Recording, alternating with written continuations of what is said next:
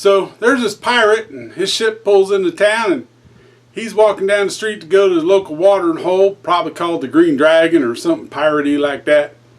At any rate, as he's walking down the street, there's this little girl there, and she sees him, and she just stops. She's just looking at him, and he kind of looks at her, gives her a little scowl, and she goes, "Wow, are you a real pirate?" And he goes, "Yeah, I'm a real pirate." And she goes, "Well, how'd you get your peg leg?" He goes, "Well, that's an interesting story. We were battling another ship, and the cannon went off, and the cannonball came through and crushed the lower part of my leg, and they had to cut it off, and now I got a peg leg." And she goes, "Wow." And he goes, "Yeah, wow indeed."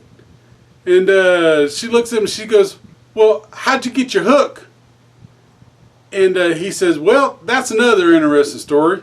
We were trying to take over a treasure ship, and we were trying to board it, and the captain came out, and he had a big sword, bigger than my sword, and we was fighting, and he ended up cutting off my sword hand and sword and everything went flying.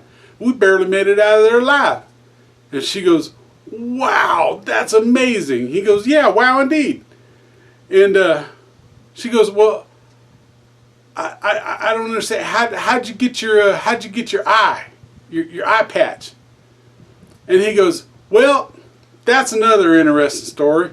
We were sailing along, and it was a bright sunny day, and I was looking up, and a seagull flew over, and he pooped right in my eye." And the little girl says, "You lost your eye because a seagull pooped in it?" He goes, "No, I didn't lose my eye because a seagull pooped in it. It was my first day with my new hook." I love that one.